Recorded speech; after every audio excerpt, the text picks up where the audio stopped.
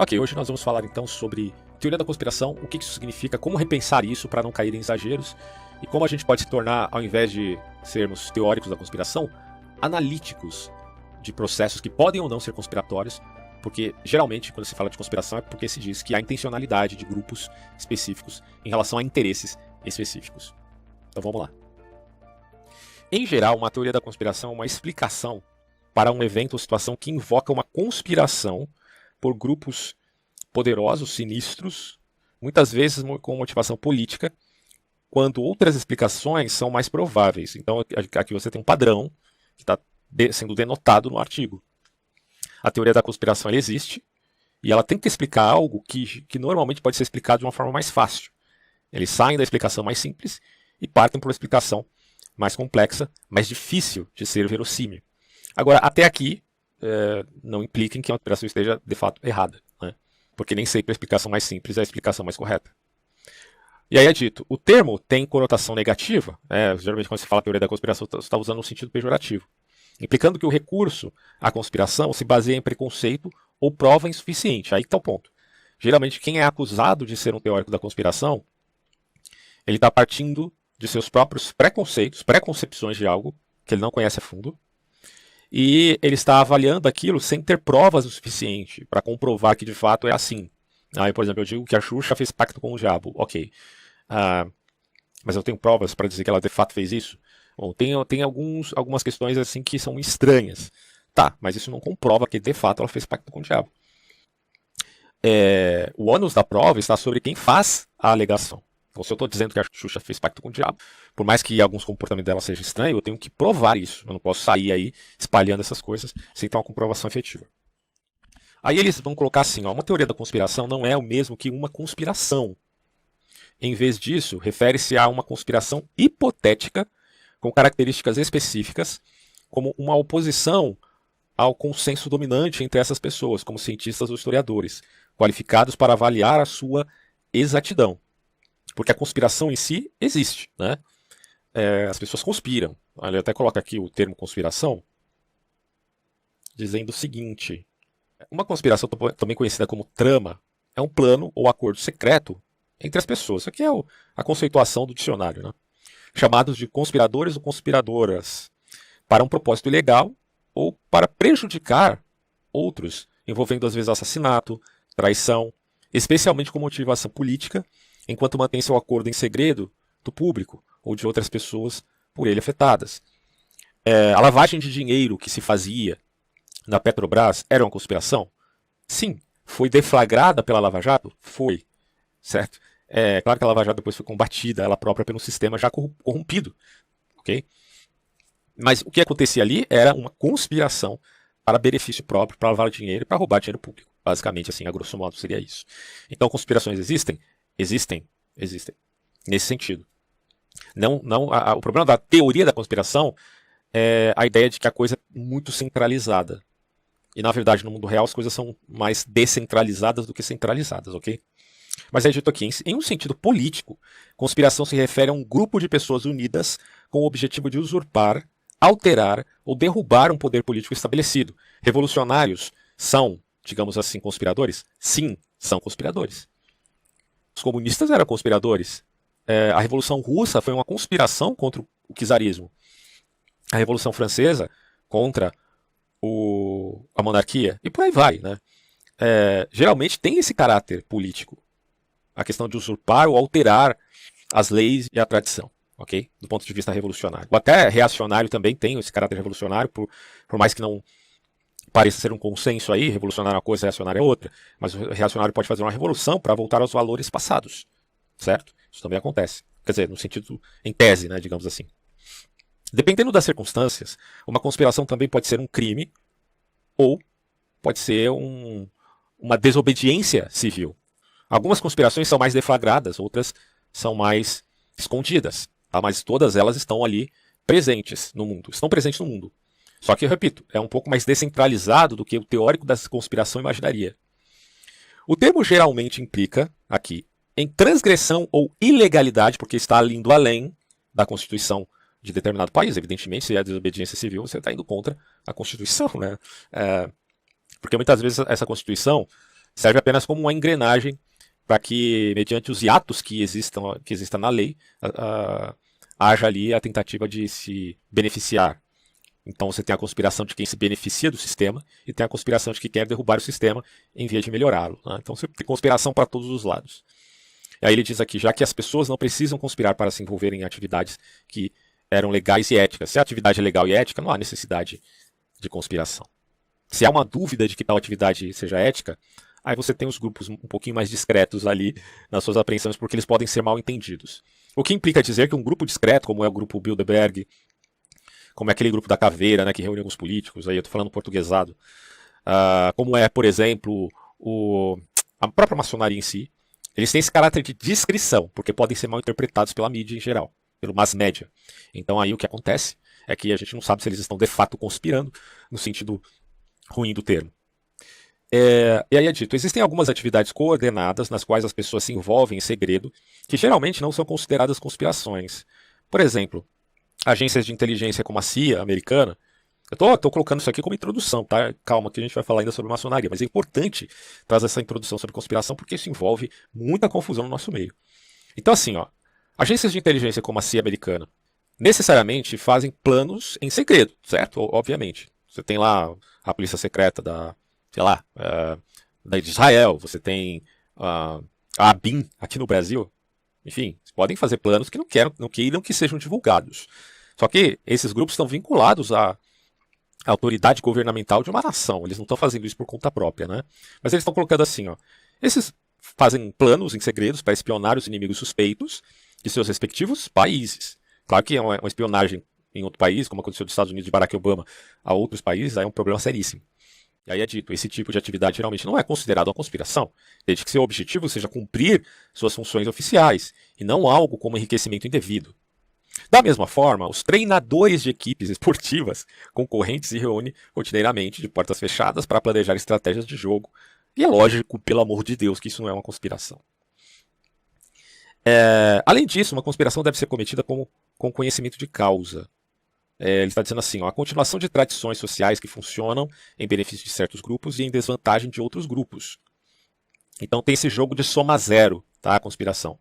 Porque você vai prejudicar alguém em via do benefício próprio ou do benefício futuro de outras pessoas que nem nasceram ainda, né? Como se diz lá do mundo melhor dos comunistas. Embora possivelmente antiética, é aquela coisa dos fins justificarem os meios. Vamos amar o amanhã como se não houvesse pessoas, invertendo a frase do Renato Russo, né, da música dele. Então, há um aspecto aqui, até de certo modo utilitarista. Vamos sacrificar poucos para o benefício de muitos. Porque há uma contingência necessária, um dilema que existe, que só pode ser assim se fizermos desse modo, supostamente. Bom, mas aí é dito, não é uma conspiração se os participantes da prática não a levarem adiante com o propósito de perpetuar tal vantagem. Por outro lado, se existe a intenção de levar a cabo uma conspiração, então existe uma conspiração, mesmo que os detalhes nunca sejam acordados em voz alta pelos participantes. O que acontece, por exemplo, na Segunda Guerra Mundial. Bom, as pretensões da Alemanha nazista eram conspiratórias, tá? Ainda que eles fizessem acordos, como Hitler fez um acordo com Stalin, e no final das contas o que aconteceu foi que o Hitler foi atacar a União Soviética. Se deu mal, né? Mas a gente percebe que existia lá uma apreensão conspiratória, né? Na verdade na União Soviética também, em relação a outros países. As operações secretas da CIA, por exemplo, são, por sua própria natureza, difícil de provar definitivamente.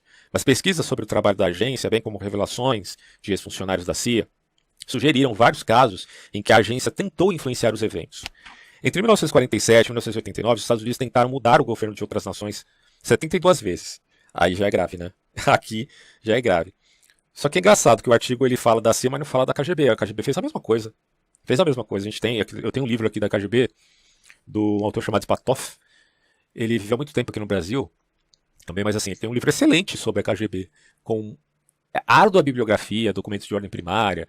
Então, assim, se lê aquele livro, você não pode assim, chegar e dizer, isso aqui é uma teoria da conspiração. Não é, pelo amor de Deus, gente.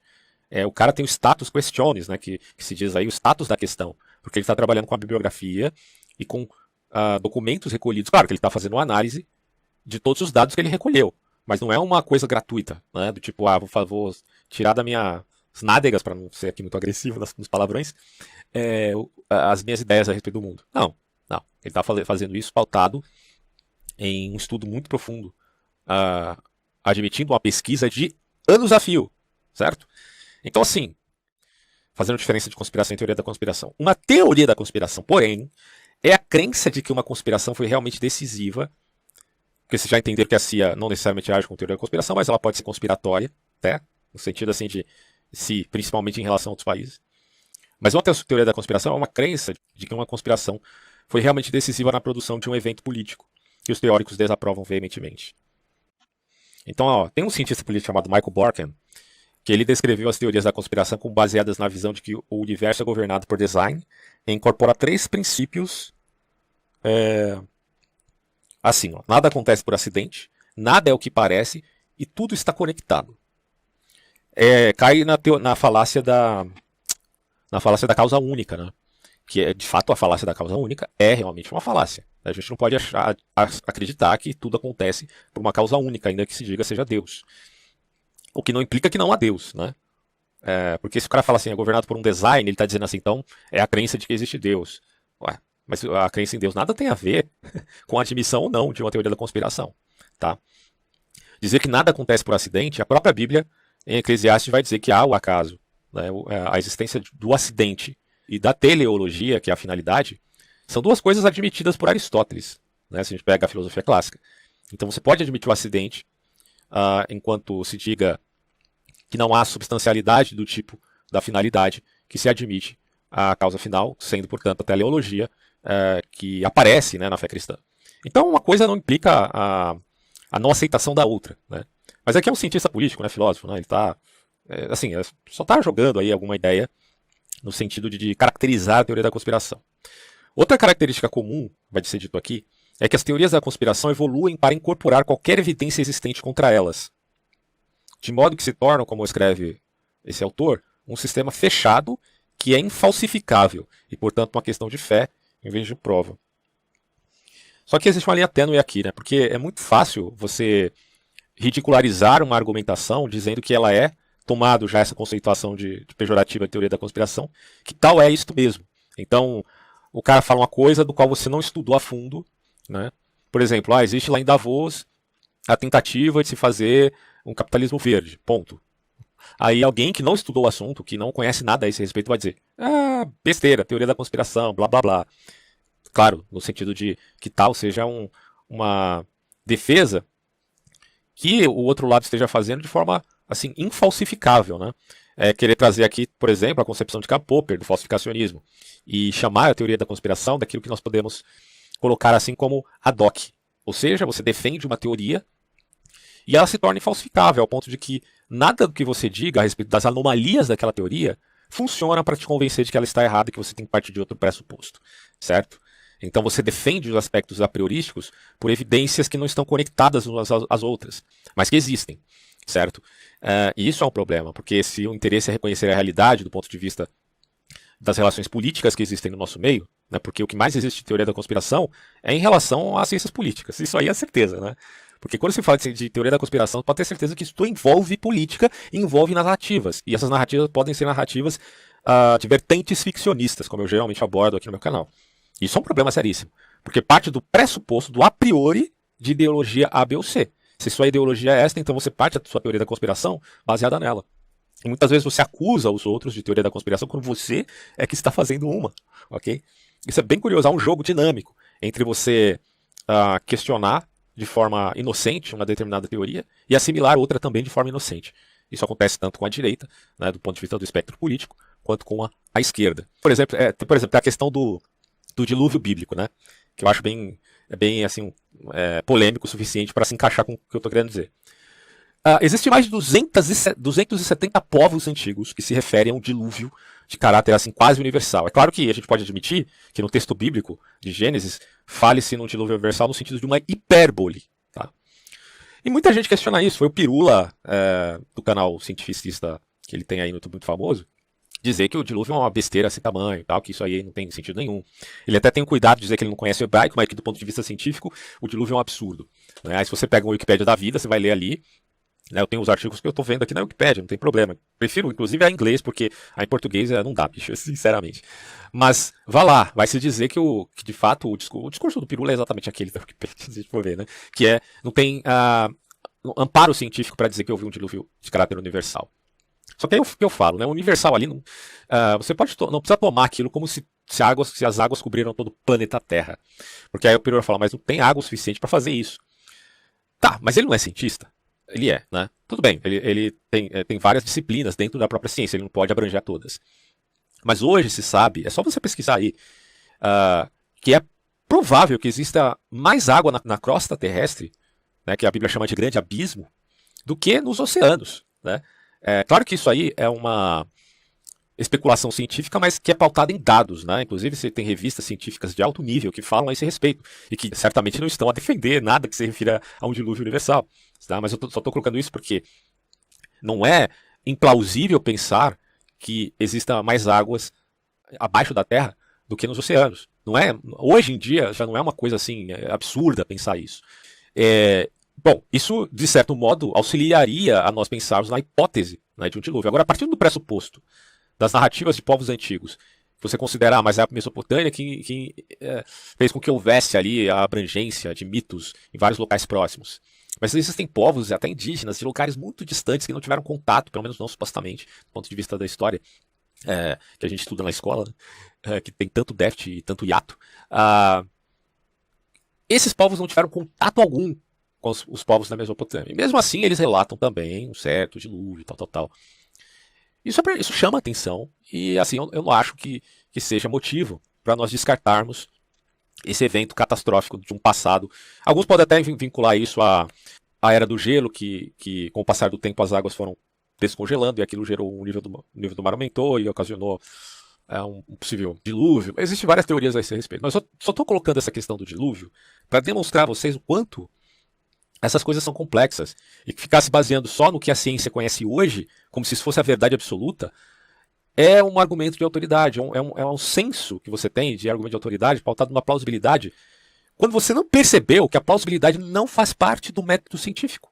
Não estou dizendo que a plausibilidade não é importante, porque a plausibilidade aponta para o status da questão.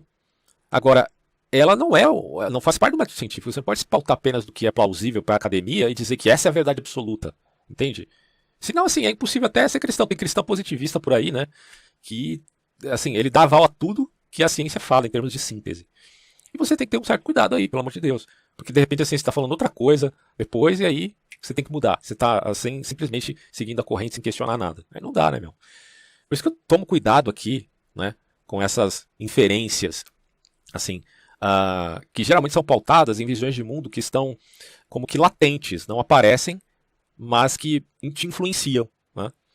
Por exemplo, esse autor aqui, cientista político, falando sobre teoria da conspiração. Ele pode falar que, mas isso é pautado numa visão de um design e tal, e de repente o cara é um materialista. Ele simplesmente está seguindo a visão de mundo dele, e implantando isso na teoria dele, você consome a teoria do cara, sem perceber que a cerne da teoria dele, que sustenta toda a sua hipótese, é pautada na visão de mundo materialista que ele tem, quando você não se diz materialista. Então você está vendo o problema disso? Por isso que eu prefiro estudar filosofia do que outras matérias, porque pelo menos a filosofia me dá esse ferramental para questionar a essência das ideias do cara e não só o aspecto periférico que tenha nela, né? Porque do ponto de vista periférico ele pode acertar, como eu disse, 1 mais 1 é 2. Mas essencialmente ele pode estar errando muito feio aqui. Mas vamos lá. Vai se dizer aqui que outra característica comum é que as teorias da conspiração evoluem para incorporar qualquer evidência existente contra elas, de modo que se torne, como escreve alguns autores, um sistema fechado, infalsificável, né?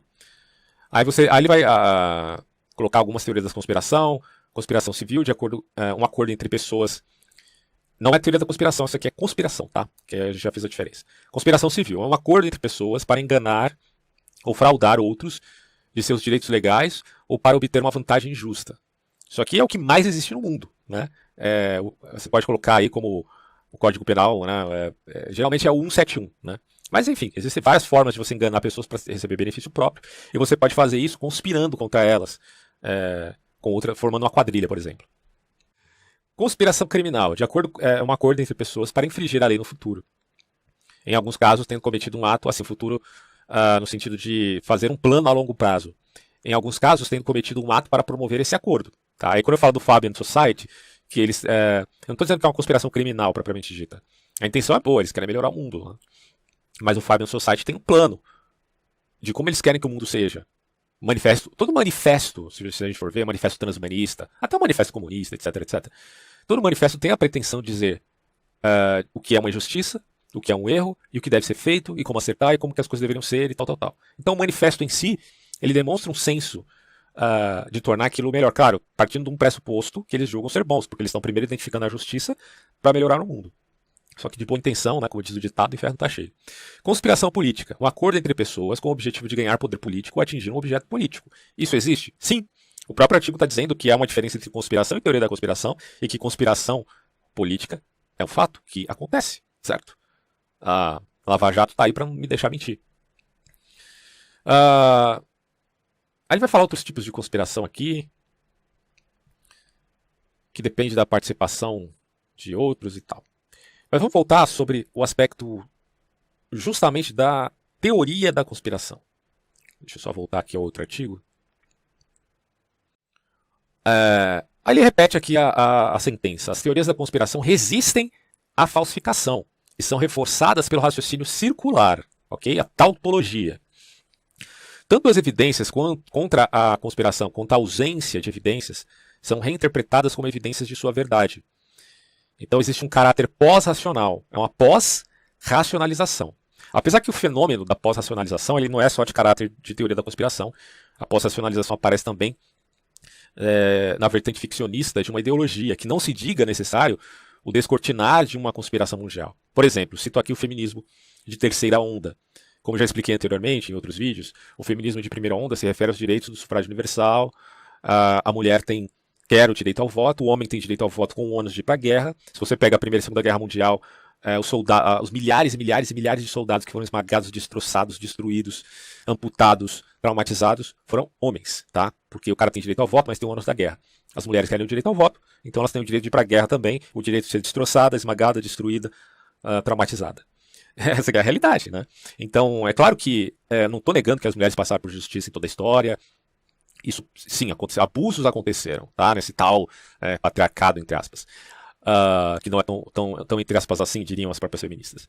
Mas o que acontece é que se na primeira onda feminista havia justiça no sentido de permitir que elas sejam agentes civis, inclusive pedindo a abolição da escravatura, que também era um sentimento correto, na segunda onda você já tem os exageros de dizer que o parto é uma opressão da natureza contra as mulheres e blá blá blá, e aí o direito ao aborto, sem se preocupar com o direito do nascituro também, porque, enfim, é uma vida, o nosso processo de vida é assim, a gente é nascituro para depois ser um ato, um ser humano em ato. Um ser humano em potência implica em ato, potência implica em ato. Possibilidade não implica em ato, beleza? Porque existem várias, certo? Potência não, potência vai implicar em ato. Então, o nascituro é uma potência, ele não é uma possibilidade, uma vez que ele já esteja em formação. Enfim, a loucura chegou a tal nível no feminismo de segunda onda que se tornou este tal sexista, preconceituoso. Até as feministas de terceira onda dirão um feminismo burguês, porque fala de questões burguesas na segunda onda, e misândrico, porque odeia os homens. Né? E aí o que acontece no feminismo de terceira onda? Ao invés do feminismo de terceira onda se voltar para a realidade e dizer, olha, vocês exageraram, porque há diferença entre homens e mulheres, de fato, mas a gente não pode cair no identitarismo voraz e ficar odiando homens, porque isso não é o caminho. As mulheres foram injustiçadas na história, mas os homens também passaram por poucas e boas. Vamos tentar ser mais ou menos. Em vez deles voltarem para o caminho mais adequado, a justa posição, digamos assim, elas fizeram uma pós-racionalização da teoria. E elas passaram a dizer simplesmente que não há diferença entre homem e mulher, que tudo é a mesma coisa, que está uma fluidez total, e caíram no radicalismo da ideologia de gênero, tá? Então, a resposta delas para o feminismo de segunda onda, ao invés de ser uma resposta do tipo, olha, vamos ser sensatos, vamos voltar à realidade, elas simplesmente caíram no outro extremo, né? Se vocês são identitárias, então a gente vai ser sem identidade nenhuma. Olha a loucura. Né? Até que surgiu, no seio do próprio feminismo de terceira onda, um tal feminismo chamado feminismo que se diga da diferença, onde as mulheres estão admitindo que realmente há diferença entre homens e mulheres, que tudo isso da ideologia de gênero é uma balela. Né? Isso é muito intrigante porque elas mesmas, algumas delas reconhecem este dado, mesmo sendo aí feministas e tal.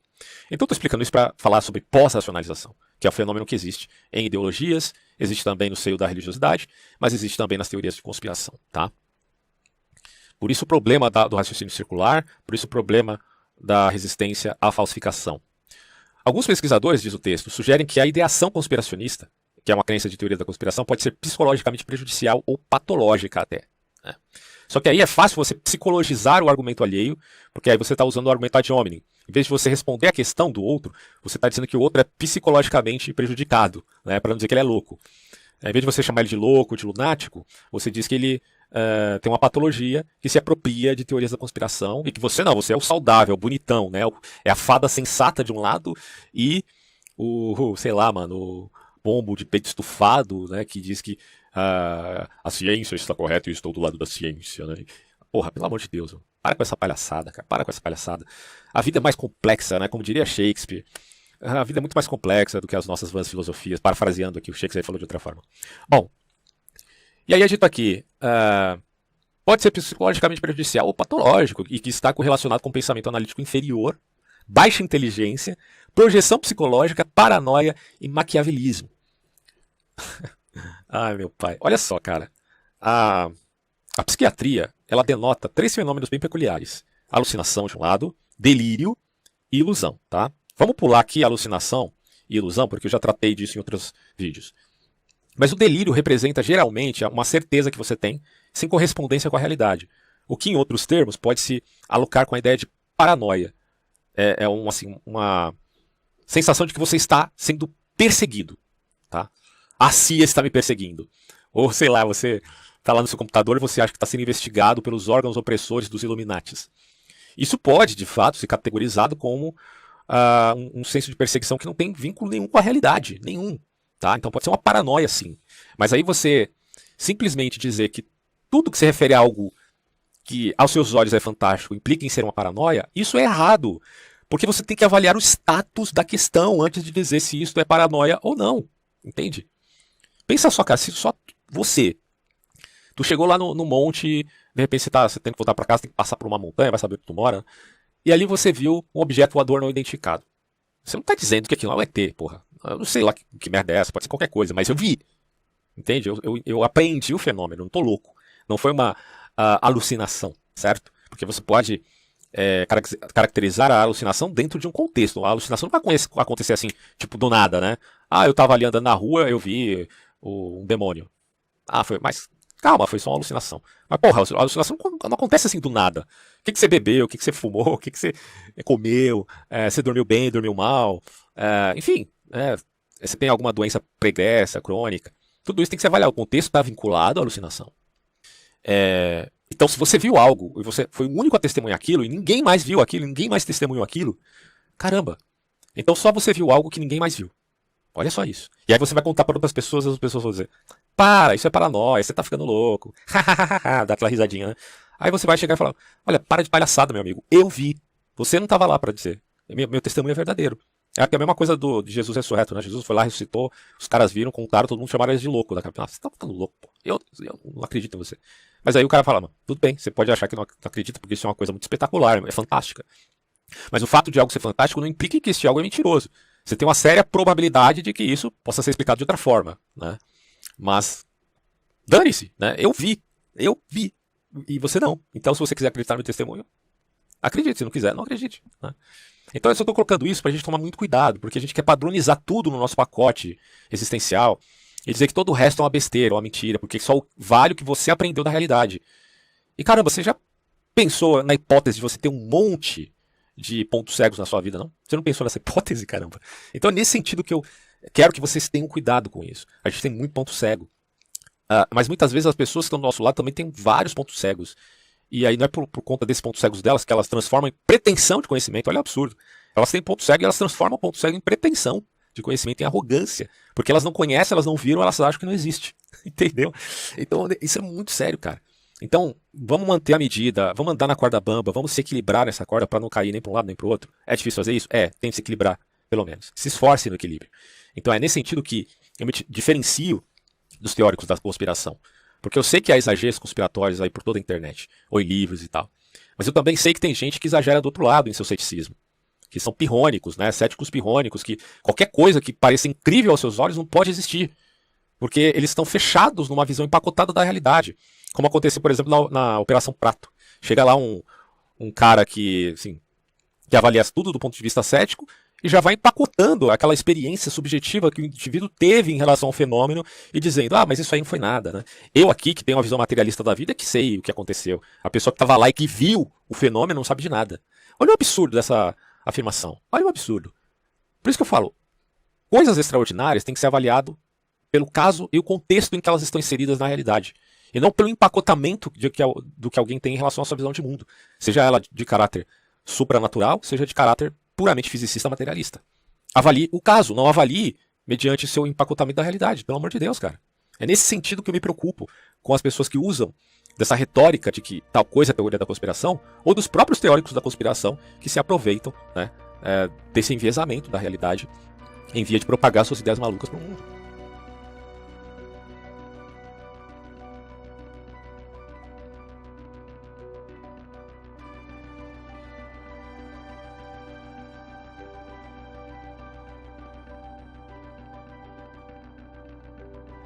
Aí ele vai dizer aqui, né, no entanto, o consenso científico atual afirma que a maioria dos teóricos da conspiração não são seres patológicos, precisamente porque suas crenças, em última análise, dependem de tendências cognitivas que são neurologicamente programadas na espécie humana e provavelmente têm origens evolutivas profundas, incluindo inclinações naturais para a ansiedade e detecção de agências.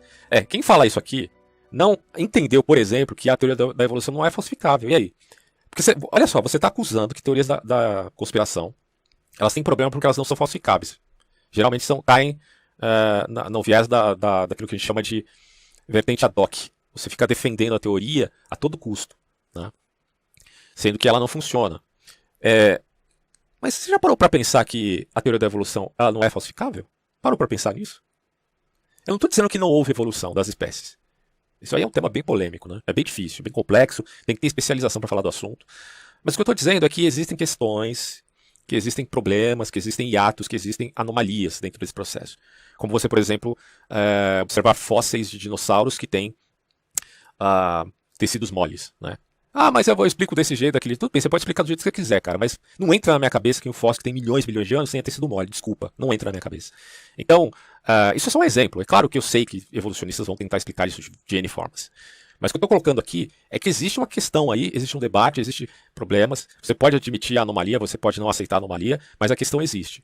Mas vá lá, eu não estou dizendo que uma teoria da conspiração terá o mesmo status da teoria da evolução, certo? Não estou dizendo isso. É claro que o status da teoria da evolução é muito maior em termos assim de tentar explicar a realidade do que o status de teoria da conspiração A, B ou C, que pode ser totalmente deslocada, mas é uma questão de nível aí. Porque nesse caso, a teoria da conspiração da evolução, ela envolve muitos elementos. Ela já passou, eu entendo que ela já passou do status de hipótese para o status de teoria, que é tão importante para a ciência. Mas eu também sei que tem pessoas que são especialistas na área e que olham com suspeita a teoria da evolução, justamente por o problema da falsificação que nela reside, como apontou o próprio Karl Popper, criticando a teoria da evolução nesse sentido. Eu não estou dizendo que Karl Popper não acreditava na evolução das espécies, mas que ele destaca que a evolução das espécies tem um problema, porque não está muito amparado no próprio método que ele estipulou, que é o falsificacionismo. Apesar que biógrafos de Karl Popper dizem que ele se retratou a esse respeito e voltou a pensar, por exemplo, a questão da seleção natural como possivelmente testável, que se entende como falsificável. Mas a polêmica ainda permaneceu na medida que Karl Popper verificou que haviam muitas fraquezas naquilo que poderíamos chamar de neodarwinismo, apesar de suas posteriores retratações. E aí é dito aqui, historicamente, as teorias da conspiração têm estado intimamente ligadas ao preconceito, propagando ideologias, também têm sido vinculadas a caças bruxas, guerras e genocídios. Isso aqui, aí eu já concordo em número, gênero e grau. Ele está certíssimo nesse apontamento. Preconceitos, propaganda, caças bruxas, guerras, genocídios. Os judeus, cara, foram vítimas, historicamente falando, de várias teorias da conspiração. O próprio nazismo criou uma teoria da conspiração, pautada naquele livro fraudulento chamado Protocolo do Saduceão, dizendo que os judeus tinham como que uma pretensão de conquistar o mundo e tal. E aí o que aconteceu? O Hitler foi lá e disse que isso era uma conspiração judaica, vão perseguir os judeus, que é o pressuposto para perseguição, né? É um precedente, digamos assim, para perseguição. Não que a perseguição fosse pautada apenas nisso, dos nazismos em relação aos judeus, mas gerou genocídios, né? Então, assim, a preocupação que a gente tem que ter com a teoria da conspiração é uma preocupação justa, exata. Só que, hoje em dia, a gente não pode também confundir conspiração como teoria da conspiração. Essa é a diferença que eu quero colocar aqui. Uma coisa é a conspiração, já diferenciei, ela existe. Outra coisa é a teoria da conspiração enquanto um aspecto pejorativo que foi Motivo, inclusive, do Holocausto Judeu. Isso aqui eu abomino e repudio completamente. Essa é a diferença que a gente tem que fazer, tá bom? Então acho que é assim, em termos de conspiração já ficou bem claro, né? Ele até fala aqui, ó, deixa eu voltar um pouquinho. Historicamente, as teorias da conspiração têm estado intimamente ligadas a todos esses problemas, caças bruxas, né, genocídios, e eles costumam ser fortemente acreditados pelos perpetradores de ataques terroristas e foram usados como justificativa para vários deles na Alemanha nazista, que eu acabei de citar aqui, na União Soviética, na Turquia. A Primeira Guerra Mundial talvez tenha sido motivada por isso também, né? Com a morte de Ferdinando. Tem alguns que negam a AIDS. Tem pessoas. Não, tem de tudo. Na internet é loucura total. Negação da AIDS pelo governo da África do Sul. Negação do Covid-19 atualmente, né? Também. A questão da teoria da conspiração da vacina. Mas enfim, a negação da. Porque vocês estão percebendo que é uma linha tênue, muito complicada aí. Peraí, o que me interessa é a realidade. Se você parte desse pressuposto, o que me interessa é a realidade. Se a realidade me convencer de que existe uma conspiração, eu vou admitir ainda que o mundo não acredite. Mas se isso está servindo como motivação para perseguir minorias, para perseguir pessoas inocentes, isso aí é uma mentalidade perversa, certo? Como aconteceu lá no genocídio de Ruanda, onde milhares de pessoas foram perseguidas por grupos étnicos distintos em via de uma conspiração. Então, olha a questão como é complicada. Eles vão citar aqui negação da AIDS pelo governo da África do Sul, motivado pela teoria de conspiração, causou cerca de 330 mil mortes por AIDS. O QAnon é a negação, aquele grupo, né, estadunidense, é a negação sobre resultados das eleições presidenciais dos Estados Unidos em 2020. Levaram à invasão do Capitólio dos Estados Unidos em 2021. Enquanto a crença em teorias da conspiração sobre os alimentos geneticamente modificados levou o governo da Zâmbia para que este rejeitasse alimentar pessoas durante a fome, no momento em que 3 milhões de pessoas no país estavam sofrendo disso. As teorias da conspiração são um obstáculo significativo para melhorias na saúde pública. Por isso que quando o cara joga tudo no mesmo bala de gato que eu acho um problema. As generalizações sempre são um problema. Você parte de generalizações para falar de coisas específicas. Isso é um julgamento muito errado, ao meu ver. Mas vamos lá. E tem sido associado a surtos de doenças evitáveis pela negação das vacinas e tal. A questão da vacina, cara, tem muito especialista que coloca aí alguns problemas, tá? Mas não negando o benefício das vacinas. Simplesmente fazendo alguns apontamentos bem específicos. Porque a gente não pode achar que vacina é tudo bonito, tudo belo, tudo lindo, tudo perfeito. Não é assim também. Só que aqui no Brasil, nós tivemos os efeitos terríveis das teorias de conspiração que influenciaram até o presidente da República por conta das dúvidas que foram alimentadas quanto à eficiência das vacinas, fazendo com que se atrasasse a compra das mesmas, se abstendo aí da emergência que o país tinha, principalmente naquele momento, né, que muita gente estava morrendo. Então fica essa questão, mas a gente tem dúvidas sobre as vacinas, eu não vou comprar vacina, mas se não vai comprar vacina, você vai fazer o quê então? É óbvio que você tem que comprar as vacinas, pô. Ainda mais considerando os protocolos internacionais a esse respeito. Se para o cidadão comum é passível de compreensão que ele tenha dúvidas a respeito da legitimidade de vacinar A, B ou C, é compreensível. A gente não sabe de tudo, a gente não estudou isso e dúvidas vão surgir, tá? Agora, para o governo, para aqueles caras que estão no Ministério da Saúde, isso é imperdoável. Eles conhecem os protocolos, eles sabem se isso pode ter risco ou não, sabe? Esses caras, no momento que a gente precisava que eles de fato estivessem preparados, eles não estavam. E aí deu nisso, né? Uma negligência terrível em termos de políticas públicas relativas à saúde. E aí eu coloco aqui, né? E mesmo diante de tais catástrofes, esse pessoal continua com a sua pós-racionalização, mentindo para a população, inventando várias narrativas sem comprovação alguma. As famosas vertentes ficcionistas. Apenas com retórica burlesca, cara de pau. E aí até coloco aqui como indignação simulada, porque eu vejo muito isso acontecendo. Pessoas com indignação simulada, para demonstrarem uma sinceridade que não existe. Eu não sei onde é que esse pessoal vai enfiar a cara, sinceramente, depois que tudo isso passar. Agora, eles estão forjando narrativas à torta e à direita. Ou a gente pode colocar aqui a direita e a esquerda também, né? Porque a esquerda vive também, não estou falando em geral, né? Mas parte da esquerda e parte dessa direita que está aí, vive inventando narrativas para desqualificar, por exemplo, os pretensos candidatos que aos seus olhos sejam uma pedra de tropeço aos projetos de poder que eles têm. E aí eu pergunto, né? Como é que você pode ainda ter coragem de acenar para essa gente que, sinceramente, cara, são canalhas. Inventam mentiras, tem como prática política destruir a reputação de pessoas que agiram com certa dignidade em seus cargos públicos, Mas não há escrúpulo nenhum por parte destes tais detratores e os asseclas que o seguem. E eu só posso dizer que, bom, enfim, fica a cargo da sua própria consciência, né, de você reconhecer, fazer um exame de si mesmo e ver que isso aí tem alguma coisa muito errada. Então, aí eu vejo um problema seríssimo. A gente está experimentando um problema sério aqui no Brasil do que chamamos de teoria da conspiração pautada em saltos lógicos. Outros efeitos das teorias da conspiração incluem a redução da confiança nas evidências científicas. Aí, para isso, eu aconselho assim, não parta da teoria da conspiração para questionar a ciência, cara, não parta daí. Parta dos filósofos da ciência, porque eu estudei isso em faculdade, a filosofia da ciência é uma disciplina, parta daí. Aí você vai lá estudar Thomas Kuhn, Karl Popper, Lakatos, aí você vai, sei lá, tem vários autores, né? O que eu vivo abordando aqui no meu canal é o Alan Chalmers, né? O que é ciência. Leia esses livros e aí você vai entender o que é ciência, o que é método científico, o que é o empirismo, como isso se desenrolou em toda a história, para depois você criticar a ciência. Porque quem parte da teoria da conspiração para criticar a ciência está partindo da própria ignorância, porque não estudou o assunto. Agora, se o filósofo da ciência critica a ciência e é chamado de teórico da conspiração, porra, aí não dá, né, bicho? Aí é muita sacanagem. Por isso eu acho que são, assim, igualmente bobos, idiotas, aqueles que defendem a ciência em tudo, são cientificistas, e aqueles que negam a ciência em tudo, que são os teóricos da conspiração. Os dois são uns bobos, porque vocês pararam para pensar que existe uma disciplina chamada filosofia da ciência? Parou para pensar nisso, não? Aí ele fala aqui de radicalização e reforços ideológicos e grupos extremistas que causam consequências negativas até para a economia.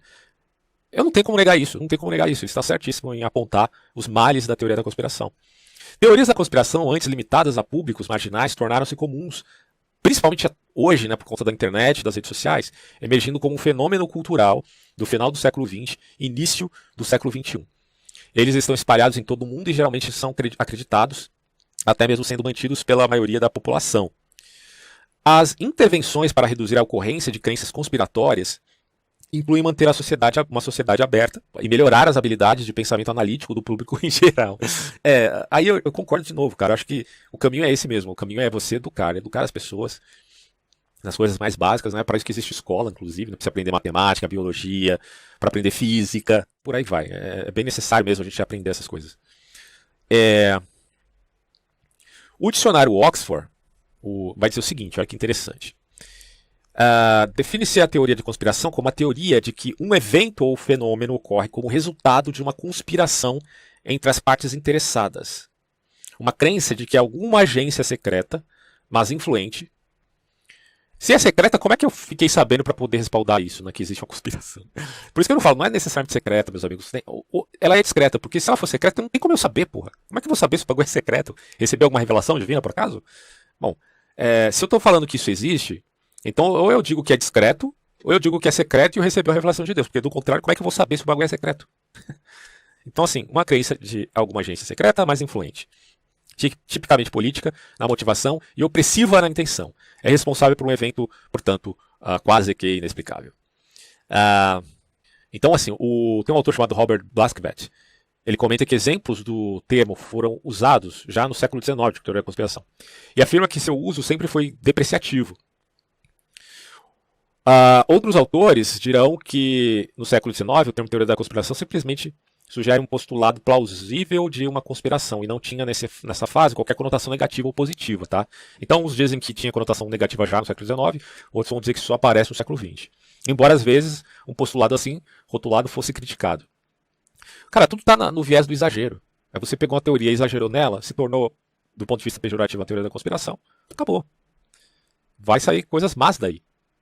O termo teoria da conspiração é em si mesmo o assunto de uma teoria da conspiração, que afirma que o termo foi popularizado pela CIA a fim de desacreditar os crentes conspiratórios, particularmente os críticos de conspiração A, B ou C, tornando-os alvo do ridículo. Então é mais ou menos assim. Olha que coisa, que redundância.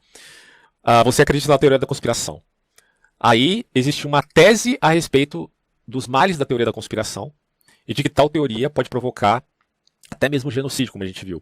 E, portanto, isso acaba ridicularizando, tornando aqueles loucos e burros que acreditam na teoria da conspiração. Aí o teórico da conspiração vai dizer, bom, essa tese serve simplesmente para deflagrar que eu estou certo. Porque existe a teoria da conspiração e aqueles que não acreditam em mim estão, na verdade, formulando uma base psicologista para me ridicularizar. Simples assim, né? E, assim, do ponto de vista lógico, nenhum dos lados está necessariamente errado, tá? Por isso que a teoria da conspiração ela pode convencer as pessoas, porque ela tem um caráter assim, que tenha vínculo com certa regra silogística, entende? Não é uma coisa muito absurda, às vezes pode ser, tá? Mas se boa parte das pessoas acreditam, então não é necessariamente. Só que aquela coisa, cara, às vezes existem elementos verdadeiros dentro da teoria da conspiração que leva a ser interpretado de uma maneira exagerada, fraudulenta, entende? Você pode, por exemplo, falar do Great Reset, porque o Great Reset é um livro que existe de fato. Mas daí você achar que o Great Reset signifique a ação do anticristo no mundo, já é um salto, né? Como é que eu vou comprovar que de fato há a ingerência do anticristo aí? Só o tempo dirá, né? Também não estou fechando a questão, estou deixando ela em aberto, na verdade, e me preocupando com os exageros que há nisso aí. Bom, e aí a ênfase que eu queria colocar desde o início é essa. Uma teoria da conspiração não é simplesmente uma conspiração, que se refere a qualquer plano secreto envolvendo duas ou mais pessoas, porque é óbvio que conspirações existem. Quem nega isso já é um teórico da conspiração, né? Então faça a diferença entre teoria da conspiração e conspiração. Ele até diz, em contraste, o termo teoria da conspiração se refere a conspirações hipotéticas que têm características específicas. Você fala assim, mas peraí, teoria da conspiração é conspiração. Se conspiração existe, teoria da conspiração existe. Mas se eu estou tomando teoria da conspiração pautada em hipóteses não falsificáveis, que exageram a realidade e ficam fazendo um argumento circular, eu estou dizendo que a própria forma do que representa a teoria da conspiração é problemática, certo? Então, nesse sentido, não é o mesmo que conspiração, ainda que se diga é uma conspiração, mas de âmbito mais afunilado. Não que a afunilação de grupos aristocráticos não possa existir, que é totalmente possível. Mas o nível dessa atuação no mundo, aí tem que ser bem calculado do ponto de vista da investigação. Por exemplo, as crenças conspiracionistas invariavelmente se opõem ao consenso dominante entre aquelas pessoas que são qualificadas para avaliar sua precisão como cientistas ou historiadores. Mas aí, cara, a qualificação, há um problema muito sério nisso, porque a qualificação é geralmente pautada no recorte da realidade. Por isso que eu digo, para você poder avaliar se uma coisa é teoria da conspiração ou não, no mínimo você tem que ser um scholar. Você tem que partir do pressuposto de várias disciplinas, não de uma só. Porque se você parte do pressuposto de uma só, aí é um problema sério. Acho que a investigação mais adequada seria aquela que se vale da especialização de vários indivíduos, para poder então fazer essa síntese de uma maneira mais adequada, que aí sim estará o status da questão. Não só de historiadores, não só de cientistas, não só de teólogos, etc. Os teóricos da conspiração se veem como tendo acesso privilegiado ao conhecimento socialmente perseguido, ou um modo de pensamento estigmatizado que os separa das massas que acreditam no relato oficial, que aí é a psicologia do teórico da conspiração. Uma teoria da conspiração pode ser local ou internacional, focada em eventos únicos ou cobrindo vários incidentes de países inteiros, regiões e períodos da história. De acordo com alguns autores, o conspiracionismo tradicional envolveu uma teoria, mas ao longo do tempo, conspiração e teoria se separaram, já que o conspiracionismo moderno muitas vezes não tem qualquer tipo de teoria por trás dele. Os 5 tipos de Walker, a respeito do que seja a teoria da conspiração, ele identificou então os seguintes tipos. O inimigo de fora refere-se a teorias baseadas em números que supostamente tramam contra uma comunidade de fora. O inimigo interior encontra os conspiradores à espreita dentro da nação, indistinguíveis dos cidadãos comuns. O inimigo acima envolve pessoas poderosas manipulando eventos para seu próprio ganho. Inimigo abaixo mostra as classes mais baixas trabalhando para derrubar a ordem social. E as conspirações benevolentes são forças angelicais que trabalham nos bastidores para melhorar o mundo e ajudar as pessoas. Cara, assim, isso aqui não fala nada a respeito da realidade. É só você pegar... Olha só, estude a história do socialismo. Só isso, estude a história do socialismo. O que isso significa, quem são seus teóricos, quais são os socialistas utópicos, quais são aqueles que fizeram manifestos, quais são aqueles que pensaram na praxis, na mudança do mundo, que saíram da contemplação filosófica, aqueles que quiseram implantar uma mudança social efetiva. Estude a história do socialismo. E depois volte aqui e leia esses 5 tipos de Walker a respeito da teoria da conspiração. Você vai ver que isso aqui não auxilia em nada a gente saber efetivamente se há ou não grupos que atuam no mundo para mudá-lo. Agora, o problema é como explicar essa dinâmica, que aí tem esses exageros, né, de vários grupos aí que de fato são conspiracionistas. Bom, o Murray Rothbard, que é anarcocapitalista até, ele argumenta a favor de um modelo que contrasta as teorias da conspiração no sentido profundo com as superficiais. De acordo com Rothbard, um teórico superficial observa um evento e pergunta o seguinte: quem se beneficiaria? Concluindo precipitadamente que um determinado beneficiário é responsável por influenciar dissimuladamente os eventos. Por outro lado, o teórico da conspiração profunda começa com um palpite e então busca evidências. Rothbard descreve essa última atividade como uma questão de confirmar com certos fatos a paranoia inicial de alguém. Ó, que interessante. Eu tenho um artigo aqui, que eu tinha separado, inclusive está no Instituto Rothbard, né? Evidentemente, que ele vai tratar justamente dessa questão, né, que está abordada aqui no artigo que a gente está lendo. E diz assim, ó, sempre que surge uma análise incisiva sobre quem manda em nós e de como seus interesses políticos e econômicos estão interligados, ela invariavelmente é acusada de ser uma teoria da conspiração da história, que é uma paranoia ou determinismo econômico e até marxista. Esses rótulos degenerativos, que é o que eu falei, você pode usar isso aqui como retórica. Toda essa observação a respeito da tese acadêmica sobre teoria da conspiração pode virar apenas uma retórica que você utiliza para denegrir outros em vista de chamá-los de loucos, sem usar a palavra louco em questão. Então esses rótulos degenerativos são aplicados de forma geral, muito embora estas análises realistas possam ser e têm sido feitas em toda e qualquer parte do espectro político. O rótulo mais comum é teoria da conspiração, quase sempre denotando um epíteto hostil e não adotado pelo próprio teórico conspiracionista, né? Não é de se estranhar que normalmente essas análises realistas sejam expostas por diversos extremistas, fora do consenso do establishment. É que eu falo, né? Em política, do ponto de vista das conspirações ou da negação delas, você tem que ser realista, né? Então, às vezes, o excesso de realismo, que implica num enquadramento fantástico de tais realidades, que aos seus olhos é fantástico, fará com que você coloque o outro como se fosse um teórico da conspiração, quando na verdade ele está sendo o mais realista possível. Sei que coisa. Pois é vital para a continuidade do poder, do aparato estatal, que ele tenha legitimidade, até santidade perante o público. Que o Rothbard é totalmente anti-Estado, né, meu? Então, eles vão partir desse pressuposto.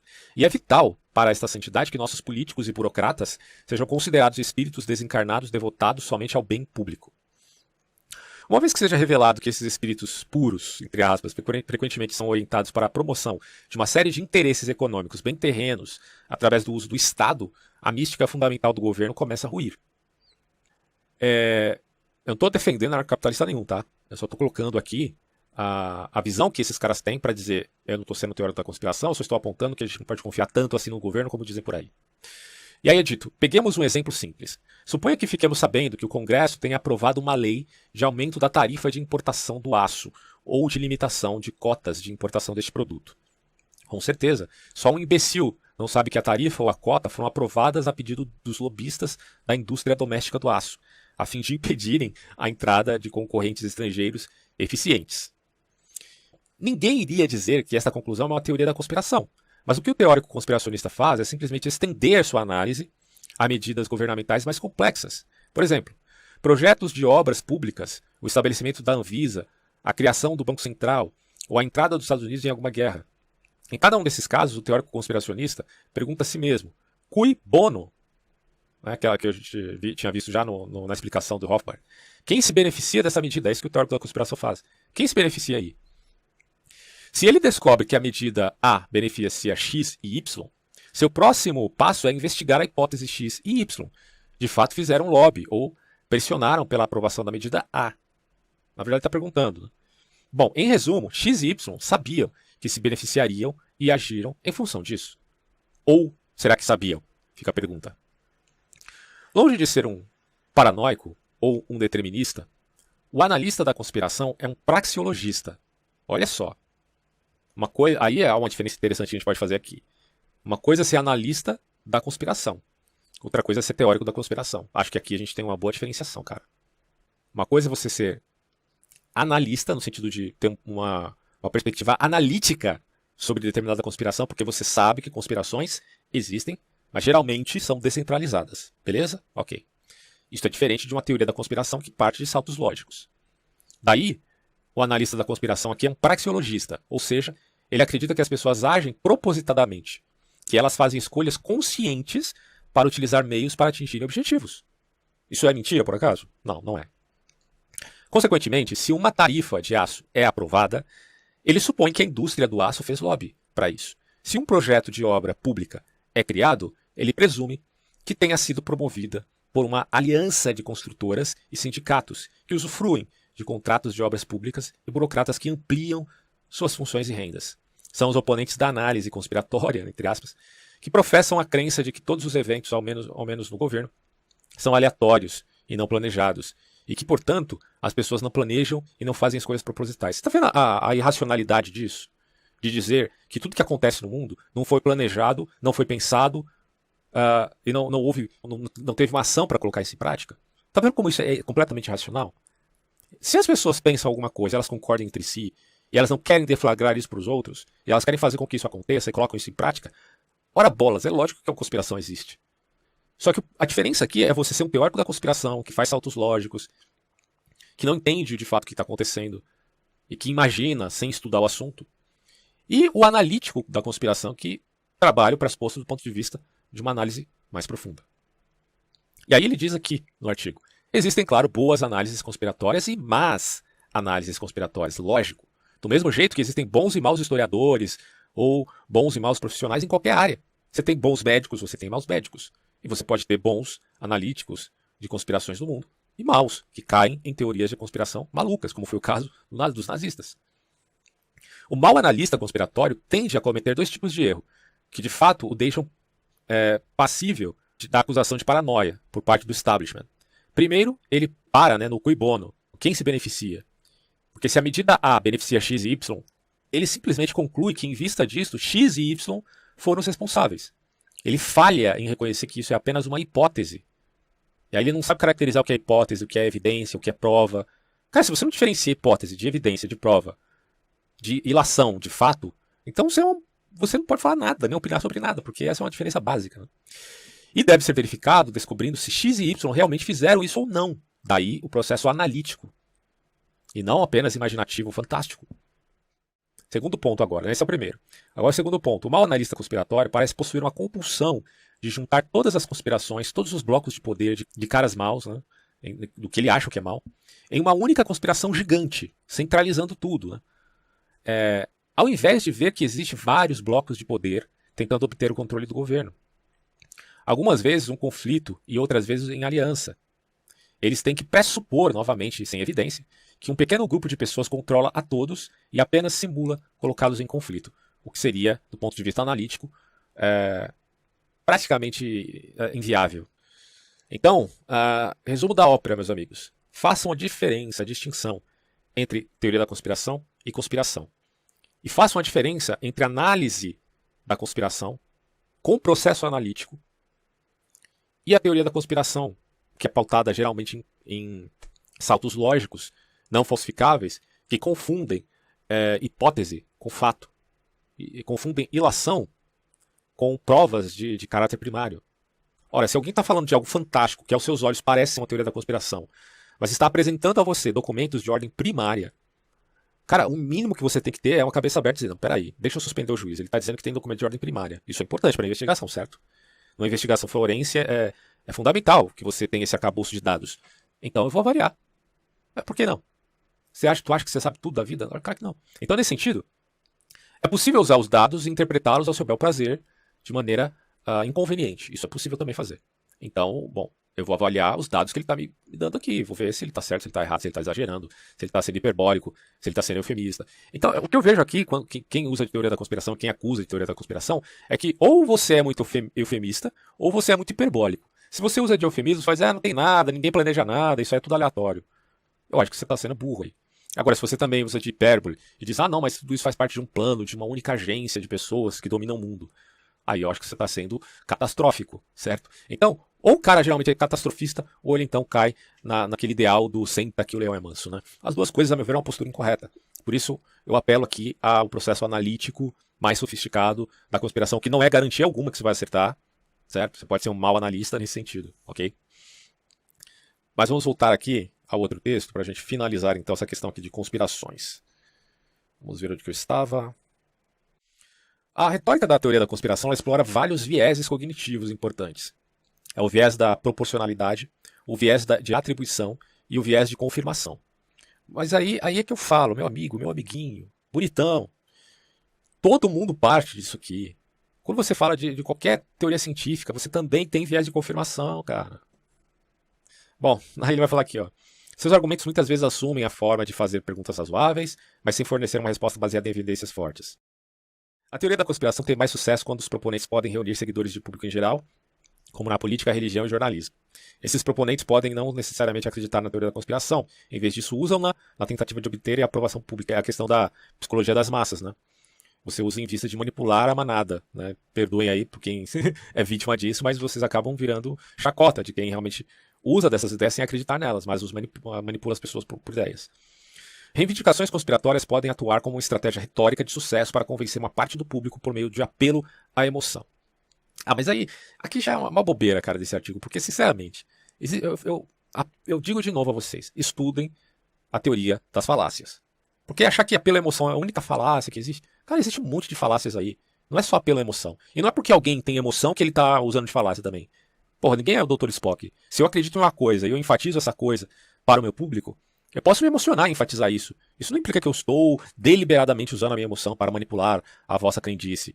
Ou que eu estou sendo crédulo, sem ter aqui um aparato de evidências em que me apoie. Aí ele diz assim, ó, a teoria da conspiração normalmente se justifica focalizando as lacunas ou ambiguidades do conhecimento, em seguida argumentando que a verdadeira explicação para isso deve ser uma conspiração. Em contraste, qualquer evidência que apoie diretamente suas afirmações é geralmente de baixa qualidade. Por exemplo, as teorias da conspiração são frequentemente dependentes do depoimento de testemunhas oculares. Nossa, cara, isso aqui é muita cretinice. Na moral, mano, na moral. Se você parte desse pressuposto aqui. Cara, depoimento de testemunhas oculares é fundamental para qualquer tipo de investigação que você queira fazer. É fundamental. O que significa análise objetiva das evidências? Se muitas delas não podem ter essa avaliação do tipo laboratorial. É igual eu falei para você, olha, pensa nessa situação. Você está num trem com 3 pessoas. E, de repente, o vagão para e entra o ex-presidente Luiz Inácio da Silva. Aí você fala, porra! O Lula entrou aqui no meu vagão. Caramba, ninguém vai acreditar. Mas aí acontece algo extraordinário para quem ouvir a sua história depois. O Lula tem um ataque cardíaco e morre. Nossa, incrível isso. Agora estou eu e mais 3 pessoas, 4 testemunhas, que viram que o Luiz Inácio Lula da Silva entrou no trem e teve um ataque cardíaco e morreu.